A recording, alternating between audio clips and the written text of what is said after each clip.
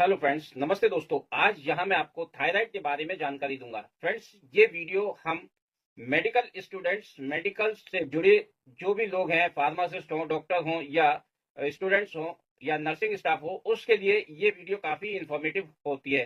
तो फ्रेंड्स, इस वीडियो में हम आपको थायराइड के बारे में जानकारी देंगे। थायराइड क्या है और इसमें जो हार्मोन्स निकलते हैं वो कौन कौन से हार्मोन्स क्या क्या काम करते हैं और इसमें दवा कौन सी दवा डॉक्टर द्वारा दी जाती है उसको समझ लेते हैं। और वीडियो के लास्ट में जानेंगे कि THS थायराइड क्या है और T3 और T4 थायराइड क्या है, इसको समझ लेते हैं। तो फ्रेंड्स, अगर आपने हमारा ये वीडियो नहीं देखा है तो इससे पहले हमने ये वीडियो बनाया है, इसका लिंक मैं इस वीडियो के डिस्क्रिप्शन बॉक्स में दे दूंगा। यहाँ पर हम बात करेंगे। का तो friends, what is thyroid and symptoms. Thyroid क्या है और इसके सिम्टम्स क्या है।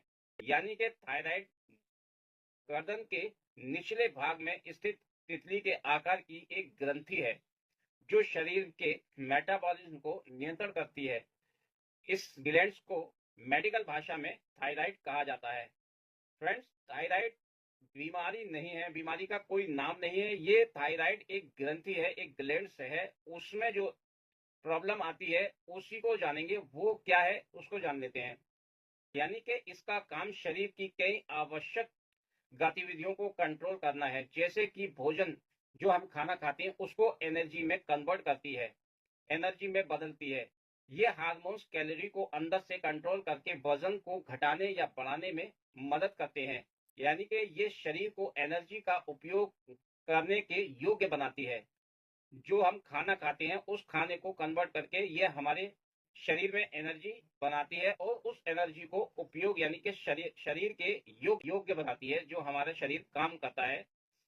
यानी कि ये दिल और दिमाग और शरीर के दूसरे अंगों को सही तरीके से चलाने वाले हार्मोन्स पैदा करती है। It keep the body warm, यानी कि ये शरीर को गर्म भी रखती है। हमारा जो शरीर होता है उसमें जो शरीर में गर्मी होती है वो इसी का ही काम होता है। थायराइड से जुड़े कुछ खास बातों को और जान लेते हैं। Thyroid produce two main hormones, यानी कि थायराइड ग्रंथि दो हार्मोन्स बनाती है जिसे हम T4 और T3 कहते हैं। T4 यानी कि थायरोक्सिन और T3 ट्राई आइडोथायरोनिन जिसे हम T3 कहते हैं। ये दो हार्मोन्स बनाती है। यानी कि थायराइड की समस्या तब होती है जब ये ग्रंथि जरूरत से ज्यादा या कम हार्मोन्स बनाती है। यानी कि थायराइड की समस्या को दो तरीके से देखा जा सकता है। When the thyroid gland produce less hormones than the normal range for the body, यानी कि जब थायराइड ग्रंथि शरीर के नॉर्मल रेंज से कम हार्मोन्स बनाती है तो उसे हम हाइपोथायराइडिज्म कहा जाता है और इसमें इंसान मोटा हो सकता है। When the thyroid gland produce more hormones than the normal range, यानी कि जब थायराइड ग्रंथि नॉर्मल रेंज से ज्यादा हार्मोन्स बनाती है तो उसे हम हाइपरथायराइडिज्म कहते हैं, यानी कि बढ़ा हुआ थायराइड। इसमें इंसान दुबला पतला होता है। थायराइड की समस्या से जुड़ी कुछ और बातों को जान लेते हैं। जो लक्षण है, इसमें क्या क्या लक्षण है उसको समझ लेते हैं।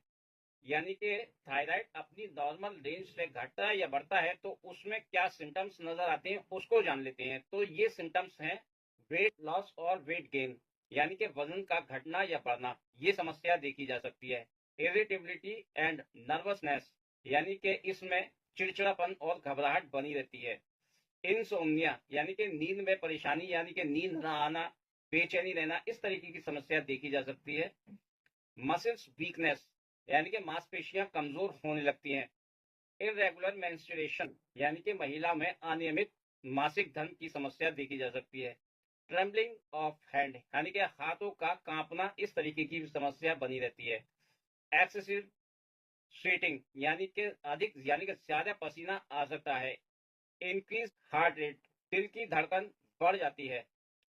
थिकनिंग एंड हेयर लॉस, यानी कि बालों का पतला होना और बाल झड़ना, इस तरीके की समस्या देखी जा सकती है। हाइपर थायराइड हो या हाइपर थायराइडिज्म हो, इन दोनों में ही ये समस्या देखी जा सकती है। फ्रेंड्स, थायराइड हमारा नॉर्मल ही रहना चाहिए। अगर थायराइड बढ़ता है तब भी समस्या आती है और अगर घटता है तब भी ये समस्या देखी जाती है।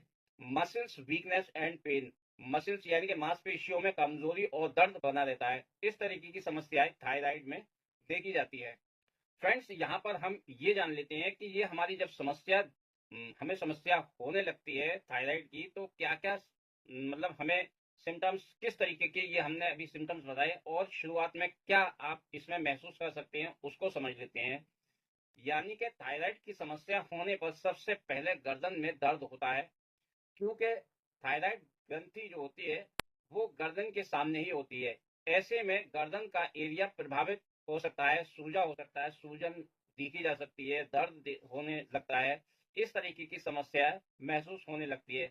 अब यहाँ फ्रेंड्स इसके नॉर्मल रेंज को जान लेते हैं कि थायराइड की नॉर्मल रेंज क्या है। What is normal range of thyroid, thyroid की नॉर्मल रेंज क्या है उसको समझ लेते हैं। यानी कि जिसे हम THS कहते हैं, थायराइड स्टिमुलेटिंग हार्मोन्स कहा जाता है उसको। ये THS की नॉर्मल रेंज होती है 0.4 से लेकर 4.0 मिली इंटरनेशनल यूनिट पर लीटर होनी चाहिए, यानी कि इसके बीच होनी चाहिए। थायरोक्सिन जिसे हम T4 कहते हैं, उसकी नॉर्मल रेंज होनी चाहिए 6.0 से लेकर 10.7 माइक्रोग्राम पर डेसीलीटर, यानी कि इसके बीच होनी चाहिए। ट्राई आइडोथायरोनिन जिसे हम T3 कहते हैं, 100 से लेकर 200 के बीच माइक्रोग्राम पर डेसीलीटर होनी चाहिए, इसके बीच ये नॉर्मल रेंज में आता है। अब यहाँ फ्रेंड्स इसकी मेडिसिन को जान लेते हैं। तो इसमें जो मेडिसिन दी जाती है वो आप स्क्रीन पर देख रहे हैं, ये मेडिसिन है इसकी, मेथामेस 10 कैटिमाजोल टैबलेट और प्रोपिलथियोरॉल, ये इसकी मेडिसिन है। थायराइड स्टिमुलेटिंग हार्मोन्स यानी कि THS क्या है उसको जान लेते हैं कि ये THS का काम क्या होता है। फ्रेंड्स, हमने अभी आपको बताया है कि थायराइड दो हार्मोन्स बनते हैं। थायराइड ग्लैंड जो ग्लैंड्स होती है वो दो हार्मोन्स बनाती है, T3 और T4। इसके अगर अप एंड डाउन होता है तो इसमें क्या क्या सिम्टम्स देखे जाते हैं वो हमने अभी आपको बताए हैं।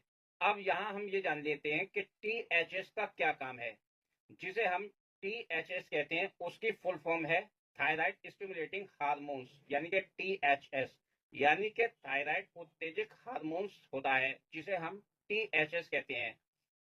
थायराइड स्टिमुलेटिंग हार्मोन्स एक हार्मोन्स है जो पिट्यूटरी ग्लैंड थायराइड ग्रंथि को थायराइड हार्मोन्स बनाने और छोड़ने के संकेत देने के लिए बनाती है। THS क्या करता है, THS थायराइड को थायरोक्सिन T4 और डाइआइडोथायरोनिन T3 बनाने के लिए उत्तेजित करता है। T3 शरीर में लगभग हर टिश्यू के मेटाबॉलिज्म को उत्तेजित करता है।